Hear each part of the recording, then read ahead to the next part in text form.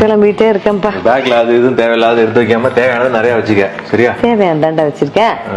வாட்ஸ்அப்ல டிக்கெட் அனுப்பிச்சிருக்கேன்.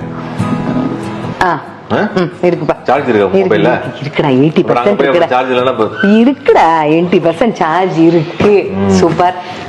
தெரியல 2 நாள் ஓடி போச்சு. ஆமா ஆமா. அதான் வந்த மாதிரி இருக்கு. உடனே கிளம்பிட்ட. ஓகே. நீ ஏதாவது வேலை இருந்தா மெட்ராஸ் பக்கம் வாடா. நான் கிளம்பிட்டா. அம்மா பாத்துப்போ முரளி. பாத்துக்கிறேன்க்கா. நீ அம்மாட்ட சொல்லிட்டு போ. என்னடா சொல்லிட்டு போன மாட்டேன். உன் பையன் மனசுல நோகாம பாத்துக்கன்னு அம்மாட்ட சொல்லிட்டு போ. என்னடா புதுசா கிளம்புற நேரத்துக்கு எதுவும் பேசுற? பொடி வச்சு பேசுற? பொடியெல்லாம் வச்சு பேசலக்கா. உன்கிட்ட சொல்லணும் அப்படின்னு தான் நினைச்சிட்டு இருந்தேன். இப்பெல்லாம் அப்படிதான் ஆயிடும் போல இருக்குக்கா. என்னடா ஆயிடும் போல இருக்கு? அம்மா நான் பண்ற எந்த விஷயமே அம்மாவுக்கு வந்து திருப்தி தரலன்னு நினைக்கிறேன். நீ எதை வச்சு சொல்ற? யாராவது அம்மாவை பார்க்க வராங்கன்னு வச்சுக்கேன், எப்படி இருக்கீங்க கேட்பாங்க. ஏதோ இருக்க, ஏதோ பாத்துக்கிறாங்க அப்படின்னா அவங்க என்ன நினைப்பாங்க? பாத்துக்கிறவங்க. நீ பாக்குறீங்க இந்த ரூமை வயசானவங்க யாராவது இருக்கிற ரூம் மாதிரியா இருக்குது? அதெல்லாம் சும்மா சொல்லக்கூடாதுடா. அவ்வளோ நீட்டாக மெயின்டைன் பண்ணிட்டு இருக்கேன். மருந்து மாத்திரை எல்லாம் ஒரு வாரத்துக்கு முன்னாடியே பார்த்து கரெக்டாக வாங்கி கொடுத்துட்றேன். ஃபிசியோதெரபிஸ்ட்டு வாரத்துக்கு 2 தடவை வராரு. இந்த பெட்டை பாரு, அவ்வளோ சொபிஸ்டிகேட்டான பெட்டு. அம்மாவோட உட்காந்து பேசும்போது பார்த்தேன். ஆமாம். டாக்டரு நீ சொன்ன நம்மாட்ட இருக்கிறதுலையே ஸ்பெஷலான டாக்டர், எவ்வளோ செலவானாலும் பரவாயில்லன்னு மாதத்துக்கு 2 தடவை வந்து பார்க்குறாரு. அம்மா சொன்னாங்க. இதுக்கு மேலே என்னக்கா பண்ண முடியும்? ஏன் அம்மாவுக்கு ஒரு திருப்தி இல்லை இதில்?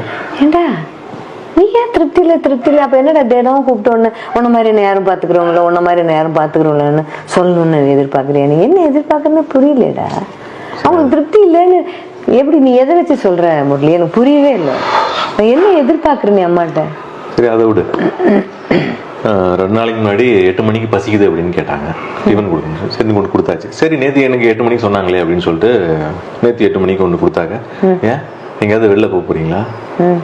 8 மணிக்கு எப்படி நான் சாப்பிட்றது? இதே வழக்கமாக போச்சு உங்களுக்கு, வெளில போயிட்டு லேட்டாக வர்றது அப்படின்னு. இல்லை நீனும் பார்க்குற இந்த 4 வருஷமா அம்மா படுத்ததுலேருந்து எங்கேயாவது ஃபேமிலியோட நான் வெளில போறேன்னா, ஏதாவது நம்ம வீட்டு ஃபேமிலி ஃபங்க்ஷன் வரல இல்லை. காலையிலேருந்து சாயங்காலம் வரைக்கும் ஒரு ஆள் போட்டிருக்கேன், சாயங்காலத்துலேருந்து நைட்டு வரைக்கும் ஒரு ஆள் போட்டிருக்கேன். இருந்தாலும் நான் மத்தியானம் ஒருத்தர வரேன். எங்கேயுமே தங்குறது இல்லைங்க நான் ஃபேமிலியோட. இது மேலே நான் என்ன பண்ண முடியும் சொல்லு? எனக்கும் ஒரு லைஃப் இருக்குல்ல, அதில் வாழறதே இல்லையே. டே நம்ம அம்மா தானடா பாட்டியை பார்த்துக்குச்சு. பாட்டி ஏதாவது சொல்லிட்டே தான் இருக்கும் அம்மாவை. நீ கூட தான் பாட்டிட்டு போய் சண்டை போட்டிருக்கேன். எங்க அம்மா தான் உனக்கு எல்லாம் செய்து. ஏன் பாட்டி அம்மாவை சத்தம் போட்டு பேசினது தானே நீ பேசியிருக்கேன்? ஆமா. அப்ப பாட்டி நீ பாத்திருக்கீல்ல, அப்ப இதே மாதிரி நீ பேசாம இருக்கணும்ல. எப்பா இப்ப வயசான காலத்துல அதெல்லாம் தோணாதுடா. வலி உன்னால எப்படிதான் எல்லாத்தையுமே பாசிட்டிவா எடுத்துக்க முடியும்? உன்னால எல்லாத்தையும் எப்படி நெகட்டிவா எடுத்துக்க முடியுமோ அந்த மாதிரி தான்டா எனக்கு எல்லாத்தையும் பாசிட்டிவா எடுத்துக்க முடியும். எல்லாம் செய்யற பையனுக்கு பாரமா இருக்குமேன்னு அவன் விரக்தியில பேசுறான்னு எடுத்துக்க மாட்டியா? சொல்ல பாப்போம். சரி, பாரமா இருக்கிற பையனுக்கு இப்படிதான் மனசு கஷ்டப்படுற மாதிரி பேசி நான் உனக்கு சொல்லிட்டா சொல். நீ வெளியில இருந்து பாக்குற அவனுக்கு புரியாது. என் வலி உனக்கு கண்டிப்பா புரியாது. நீ வெளியில இருந்து பாக்குற நல்ல கடைசியில நல்ல வார்த்தையா சொல்லி என்னடா எனக்கு வலி புரியுதே. எனக்கு மாமியார் இருக்காங்கப்பா, நானும் வீட்டுல வச்சு பாத்துக்கிறேன். தெரியுமில்ல உனக்கு? அது மாமாவை கேட்டாதான் தெரியும் அந்த வலி. இந்த பாரு உன்ன மாதிரியே தான் அங்கேயும் அம்மாக்கும் பிள்ளைக்கும் ஏதாவது வந்துகிட்டே இருக்கு. நானும் குறுக்க பூந்து சொல்லிட்டு தான் இருக்கேன். எப்படிடா எனக்கு வலி தெரியாதுன்னு அப்படியே நாக்குல பல்ல போட்டு அப்படி ஒரு வார்த்தை சொல்ற. நானும் அந்த ரூம்ல பார்த்தேன்டா 2 நாளா. அருமையா இருக்கு. எவ்வளவு பெரிய டிவி. அவங்களுக்கு ஒரு டேப் வாங்கி கொடுத்துருக்க படுத்துக்கிட்டே பாக்குறதுக்கு. பக்கத்துல போனு, அவ பேசுறாளோ இல்லையோ ஒரு போனு. பிசியோதெரபிக்கு தேவையான எல்லாம் அங்க வச்சிருக்கிறேன். பார்மசியோட பெருசா வாங்கி எல்லாம் தான் அடுக்கியிருக்கேன். அருமையான மெத்த. அம்மா பக்கத்துல உட்காந்து பேசும்போது எனக்கு தெரிஞ்சதுடா. அம்மாட்டே சொன்ன எப்படி பாத்துக்கிறான் பாரு உன் புள்ள சொன்னேன். ஆனா ஒண்ணு இந்த பாரு, நீ காசு கொடுத்தீங்கன்னா பெரிய ஆஸ்பத்திரியில இது எல்லா வசதியும் செஞ்சு கொடுப்பான். அம்மா என்ன சொன்னா தெரியுமா என்கிட்ட? ஒரு நாளைக்கு 5 நிமிஷமாவது வந்து உன் தம்பி என்னை வந்து பார்த்து பேசிட்டு போ சொல்லுன்னு சொன்னான். அதுக்கு என்ன சொல்ற? நான் சொல்ல வேணான்னு இருந்தேன்.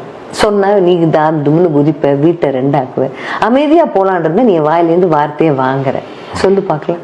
ஏண்டா ஒருவேளை காப்பி மிஸ் ஆச்சுன்னா தலைவலியில குதிப்படா தைய தக்கான்னு கோவத்துல கத்துவ. மறுநாள் நான் தான் ஏதோ டென்ஷன்ல இருக்க, நீங்களாம் புரிஞ்சுக்க மாட்டீங்களான்னு கேட்கறவன் தானடா நீ. மறந்து போச்சு அது உனக்கு? அவ வெறும் வலியில படுத்துட்டு இருக்கா.